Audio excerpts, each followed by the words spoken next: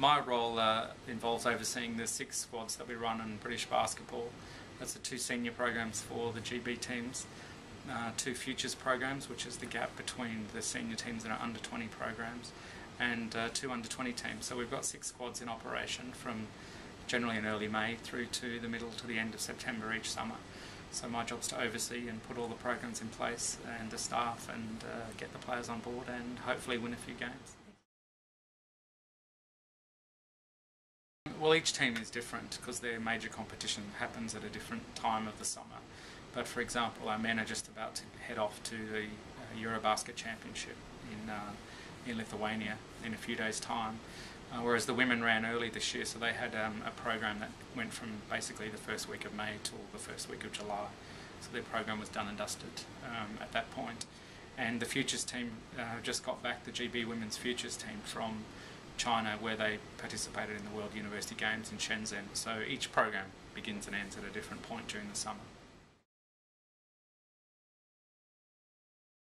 Well, obviously each squad has its own staff, and the staff with a head coach and a number of coaching assistants with them. And then we have our sports science and medicine team, which is quite separate, and the science and medicine team run across the 6 programs, so they divide their time up. But when we actually go on the road, then the core staff will travel. And so the first thing is always to get the staff in place. And then secondly, after that, is to look at who we want to play against, what's the best time and the best venues, or where do we want to base ourselves for that summer. And our travel schedule, because often there's a lot of competition in Europe.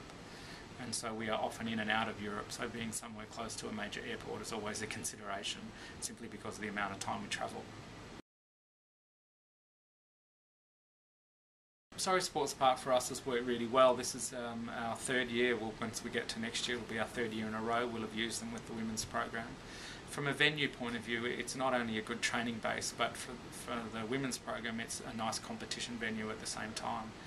Because it is 1,200 spectators, that works really well in terms of having a tournament there. And we ran a really successful 4-nation tournament there this year. So in terms of location, it's great as well because of its accessibility to Heathrow. So for us to come in and out for 2 or 3 days at a time if we're flying to competition, as we did this year in Turkey, we just jump on the plane and we're down the road, and it's easy access. And plus on top of that, the facility's great in terms of all the support gyms and pools and everything around the edge of it. And the fact that there's a hotel in walking distance means that we can practice there whenever it suits us. So the staff and the program this year ran really well. We're really pleased that we've built that partnership with SSP. It's getting better every year, and as we get to know each other more and more. But we've got nothing but glowing reports after this year, because basically our girls were there for 2 months, and it was a really positive experience, and obviously set us on a good road for performances with their Eurobasket this year. So yeah, we really enjoy going. Yeah, it's interesting. It's my 3rd sport, I suppose. I started at hockey before I was at rugby. The key differences, I suppose, is just the size of the organisations. It's interesting when you look at our players, though. I mean, in basketball, we have players that are clearly worth a lot more than any elite rugby player, with Lowell signing 2 years ago with the Bulls for $75 million. That's the very top end of our scale. But equally, what you have when you have a sport like rugby is that you have 70 or 80,000 people sitting watching a game. You do feel like the country's watching you, and when you have that kind of emotion and that kind of experience. So every game at rugby was totally different to a match of basketball. It's kind of nice in some ways to be off the radar. You're kind of under the spotlight at the RFU a lot, and obviously they've been having their own difficulties right now. But the principles of what we do don't change. Whilst the scale of what we do changes, but for me, performance sport is all about good planning, attention to detail, making sure that you've got everything in place before the teams compete, and then getting great staff on board. And both programs can both attest to that. Unless you get quality staff, then you don't get the performances on the pitch. And the similarities between the RFU and the gains that we're making in basketball now are right there, because we've obviously come from a lot further back in basketball. But in the RFU, I remember walking into the job and Clive had 3 staff at the time. By the time we left, there were 68 staff. So we'd put in a whole program in the 5 years I was there about developing players for the future as well as dealing with players for the present. People just forget what went on beforehand. Just think you turn up at a World Cup and because you've got a good team, you've got a chance of winning the thing. But I remember my first days in February 2001 when the players were about to go on strike. The RFU were fighting with the clubs, and Clive had 4 people at training that week for an England training session. And that's kind of where we were. There was no program in place, there was no way to get access to the players, there was no way to engage with the clubs, the players were all unhappy, and it was a pretty dodgy environment, to be honest, and I must confess I did second think about what I was getting into. But in the end we started to work through all those issues, and the first ones were obviously getting the players on board, then getting the premiership clubs on board. And once we were able to do that, and for my sins I got added to the negotiating team that at the time was negotiating the player release package for the next 4 years, which obviously included 2003.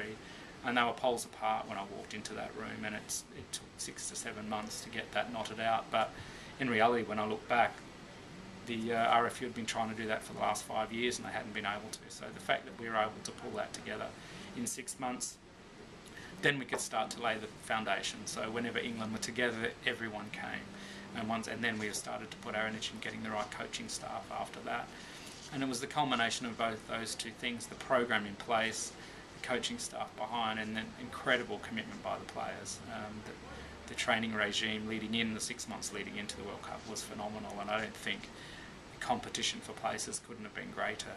And in lots of ways it's that competition for spots in the team which pushed the standard of the team forward. And if I look at them versus the team that they've got now, and that's without, with due respect to everyone that's in the program right now, but there were much more competition for spots back then, and it's that healthy competition that pushes the team forward and makes you better. And then of course, we had some outstanding performances during the event itself. So, but for me, it's about the planning, and if you get that bit right and fight the battles that you need to fight and let go of the ones that you can't win, because that happens a lot in professional sport. As half my life now spending with the Chicago Bulls, who have no interest in Great Britain basketball at all. So trying to negotiate players out for that is a totally different discussion that I would have sitting in there talking to Saracens or Harlequins about England players when they clearly have an vested interest in that. So negotiating now with clubs all around the world, from the middle of Greece to France to Serbia to the USA, is a very different equation than talking to the premiership clubs en masse who have a common goal. So it's challenging in a different way, but equally as satisfying. Yeah, I haven't been as close to it other than watching the few games when I can, when I'm not travelling. But look, the plus and minus about rugby is only 4 or 5 teams are ever going to win the thing, and so in reality they're going to be in that mix, and I would expect them to get to the semi-final. And as you saw last time, and Brian Ashton did a super job in a team that wasn't ranked to come anywhere and could have won the thing. And if they get their breaks, they've certainly got quality players, and Jono absolutely knows what he's doing. This nonsense that he needs a performance director to help him with selection and all that is absolute rubbish. People that go around saying all that stuff don't have a clue what a performance director does.